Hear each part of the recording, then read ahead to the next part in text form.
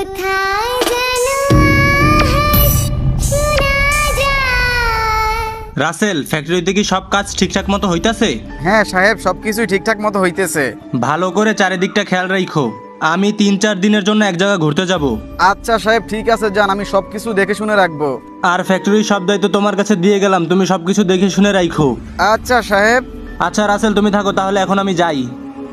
আ কি ব্যাপার, চিৎকার দিল কে? আয় হায়, রাসেল দেখে উপরে থেকে পড়ে গেল। এখন কি হবে, উপরে থেকে পড়ে গেল কিভাবে? ওই রাসেল, রাসেল কথা বলো রাসেল। এখন এখন কি করব আমি? আরে রাসেল তো একদম মইরা গেছে। আচ্ছা, ওর বাড়িতে আগে কল দেই। আপু, আজকে না আমাদের মার্কেট করতে যাওয়ার কথা ছিল, তুমি যাবে না? আব্বু ফ্যাক্টরি থেকে সন্ধ্যেবেলায় ফিরবে, তো রাতের বেলা মার্কেটে যাব। আচ্ছা আপু, ঠিক আছে, রাতের বেলায় যাব তাহলে।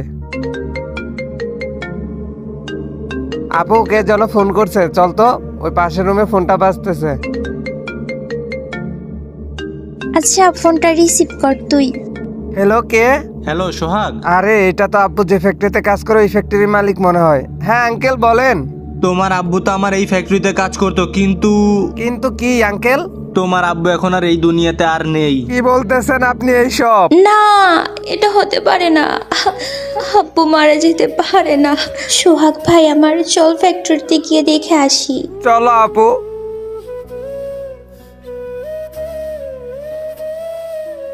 না, এটা কি হয়ে গেল? না আব্বু না, তুমি আমাদের দুজনকে এভাবে ছেড়ে চলে যেতে পারো না। আচ্ছা আঙ্কেল, আমার আব্বু কিভাবে মারা গেল? ওই উপরে দাঁড়ায় আমার সাথে কথা বলতেছিল, আর আমি যখনই চলে যাইতে গেছি তখনই দেখি ও উপর থেকে নিচে পড়ে গেছে। বুঝলাম না, তোমার আব্বু কি সুইসাইড করলো? না সাহেব, জীবনেও আমার আব্বু সুইসাইড করতে পারে না। এখন আমরা দুইজন কি নিয়ে বাঁচবো? মিষ্টি, যা হওয়ার হয়ে গেছে, এখন তো আর কান্না করলেও ফেরত আসবে না। এইভাবে ভেঙে পড়লে হবে না, সবাইরে একদিন চলে যেতে হবে। বাবা, সোহাগ বন্ধু, মন খারাপ করে কোনো লাভ নাই। আমাকে ছেড়ে কই চলে গেল বাবা? সবারই তো একদিন চলে যেতে হবে। সবারই একদিন চলে যাইতে হবে, 2 দিন আগে আর পরে। এখন কান্নাকাটি কইরাও তো কোনো লাভ নাই। সবাই আঙ্কেলের জন্য মন থেকে দোয়া কইরো। আর বন্ধু, যেটা হওয়ার সেটা তো হয়ে গেছে, এখন আর মন খারাপ করে কি লাভ? আঙ্কেল আমাদেরকে অনেকটা ভালোবাসতো। আঙ্কেলের জন্য সবাই মিলে দোয়া করো।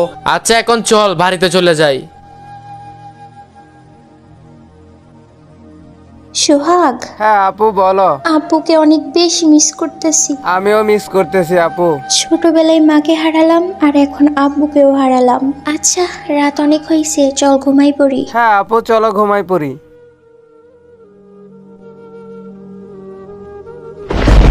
আব্বু, তুমি? আপু দেখ, আব্বু। আব্বু, তুমি? হ্যাঁ মা, আমি।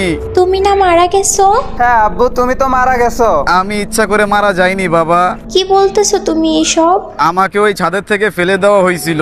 কি হয়েছিল তোমার সাথে, সবকিছু খুলে বলো। আর তোমার সাথে কি হয়েছিল আব্বু? তাহলে শোন, ওরা কেন আমার সাথে এরকম করলো। এই রাফি, নাজমুল, তোরা ফ্যাক্টরিতে ভালো করে কাজ করতে পারলে করবি, না হলে এখান থেকে চলে যাবি। তোদের জন্য মালিকের কাছ থেকে কথা শুনতে পারবো না। কেন, আমরা আবার কি করলাম? আমরা তো ভালোভাবে ফ্যাক্টরিতে কাজ করতেছি। আর কিছুদিন ধরে খেয়াল করতেছি ফ্যাক্টরি থেকে কেউ চোরাই ভাবে মালগুলা পাচার করতেছে। এই কাজগুলা কি তোরা করতেছিস? আমরা তো এসব ব্যাপারে কিছুই জানি না, আর আপনি আমাদের দোষারোপ করতেছেন কেন? আমরা এসব কিছুই জানি না। যদি আজকের পর থেকে এই ফ্যাক্টরি থেকে কোনো মাল এদিক সেদিক হয়, তাহলে সেটা জরিমানা তোদেরকেই দিতে হবে। না না, আমরা এসব কাজের মধ্যে নাই। হ্যাঁ, ফ্যাক্টরিতে তো আরো মানুষ আছে, তো এদেরকে না বললে আমাদের বলতেছেন কেন? সবার কাছেই জিজ্ঞাসা করছিলাম, ওরা সবাই বলল তোরা দুজনেই নাকি এই মালগুলো চোরাই ভাবে সাপ্লাই করিস। ফ্যাক্টরির মধ্যে তো অনেকেই কাজ করে, কে নাকি করছে এটা কি আমরা জানবো নাকি? আর কোনোদিন যদি শুনছি তোরা এই কাজ করছস, তাহলে তোদের দুজনকে ঘাট ধাক্কা দিয়ে ফ্যাক্টরি থেকে বের করে দিব। আপনি ফ্যাক্টরির সুপারভাইজার দেখে কি যা তা বলবেন? আর একটা কথা বলবি না, ওই যে ফ্যাক্টরির মালিক আইছে মনে হয়, কাজ কর গিয়ে। নাজমুল আমাদের ব্যাপারে মনে হয় সবকিছু জানি না গেছে। আমাকে যা তা বললে অপমান করলো। মনটা চাইতেছো ওরে সাদাতে ধাক্কাটা নিচে ফালাই মাইরা ফালাই। আমার মনে হয় ওরে বাসায় রাখাটা ঠিক হইব না। হ্যাঁ, তুই ভালো কথা কইছস। আমাদের কতগুলো কথা শুনাইলো, তার থেকে বলো চল ওর ডাকাতে নিচে ফেলাই দেই। আচ্ছা চল যাই, দে ধাক্কা।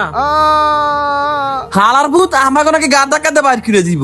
আরে ওই নিচে পড়ে গেছে, নিশ্চিত মরে গেছে। এখানে থাকলি ফাইসা জামু। তাড়াতাড়ি চল, তাড়াতাড়ি চল, এখান থেকে তাড়াতাড়ি আয়। হ্যাঁ ঠিক বলছো, চল চল চল। তারপর ওর ওই ছাদে থেকে আমাকে ধাক্কা দিয়ে ফেলে দেয়, আর আমি সাথে সাথেই মারা যাই। তুমি কোনো চিন্তা করো না আব্বু, তোমার খুনের বিচার অবশ্যই হবে। আমি আমার খুনের প্রতিশোধ চাই। তাহলে তোরা থাক, আমি চলে গেলাম। আরে এটা কি তাহলে স্বপ্ন ছিল? আব্বু কেমন হয় দেখলাম। এই আপু, আপু উঠতো। হ্যাঁ বল, কি হয়েছে? আপু আমি একটা স্বপ্ন দেখলাম। আব্বু আমাকে বলতেছিল যে সে নিজে নিজে মরে নাই, তাকে নাকি কেউ ধাক্কা মেরে ফেলে দিছে। সেম, এই স্বপ্নটা আমিও দেখছি। কি বলতেছো আপু, তুমিও একই স্বপ্ন দেখছো? তাহলে অবশ্যই এই ঘটনাটা সত্য। চলো আপু আমরা পুলিশের কাছে যাই, সবকিছু খুলে বলি। হ্যাঁ তুই ঠিক বলছোস। তাহলে চল আমরা পুলিশের কাছে গিয়ে সবকিছু বলি। হ্যাঁ আপু, দেরি করা ঠিক হবে না, চল যাই। হ্যাঁ চল চল।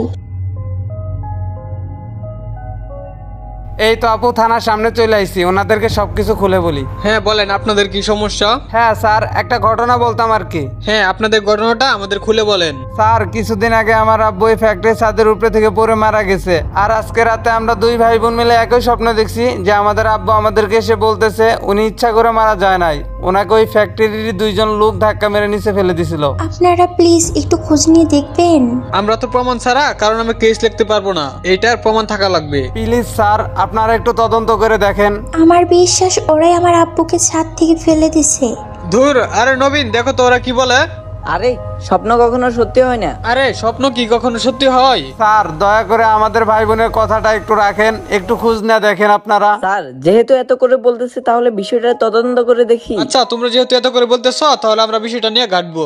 আচ্ছা ঠিক আছে, আপনারা কোনো চিন্তা করেন না। আচ্ছা স্যার ঠিক আছে।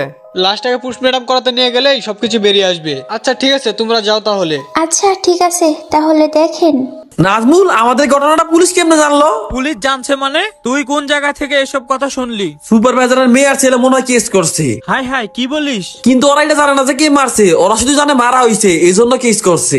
ধরতে পারলে তো সারা জীবনের জন্য জেলে থাকতে হবে। আর পুলিশ তো মনে হয় লাশটার কবরে তুলে পোস্টমর্টম করার জন্য লয়ে যাইবো। লাশটা তো কবর দিয়ে লাইছে, এখন তো আর কোনো চিন্তা নাই। সত্যি নাকি মিথ্যা ওইটা যাচাই করবো না? তাহলে এখন কি করা যায়, কি করা যায়? একবার ধরা পড়লে জেলের মধ্যে আমাদের সারা জীবন পয়চা পয়চা মরতে হইব।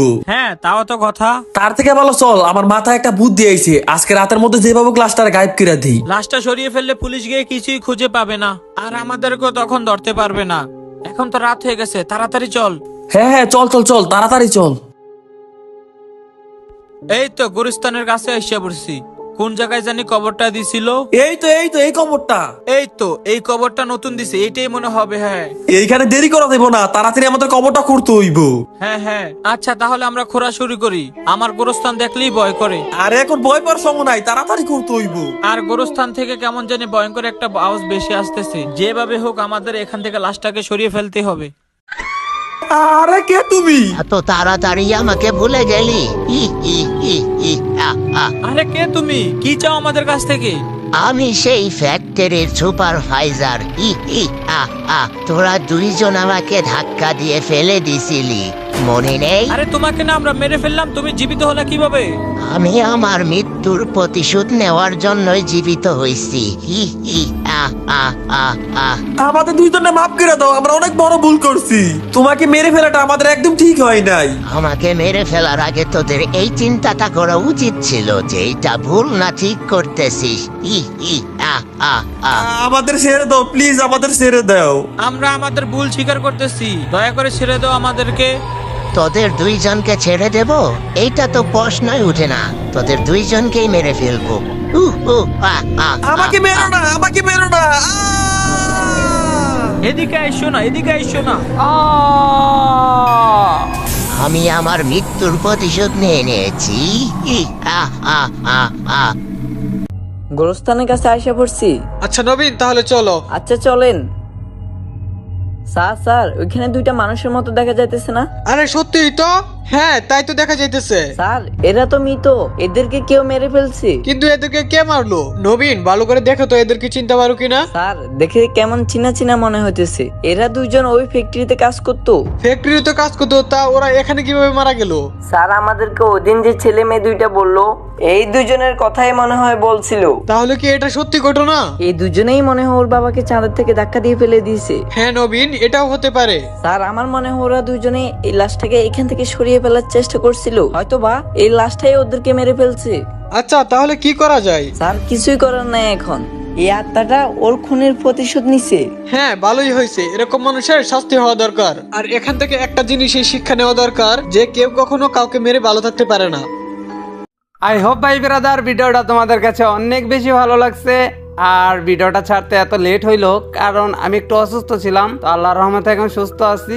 আর তোমরা যারা এখনো ভিডিওটাতে লাইক করো নাই, অবশ্যই একটা লাইক, আর চ্যানেলে যদি নতুন হয়ে থাকো অবশ্যই চ্যানেলটা সাবস্ক্রাইব করে দিও। আর এরকম ভূতের ভিডিও নিয়ে আমি জিএম সোহাগ ওয়াইটি তো আছি তোমাদের সাথে। আর দেখা হচ্ছে নতুন কোনো একটা ভিডিওতে। সে পর্যন্ত সবাই ভালো থাকো। আল্লাহ হাফেজ।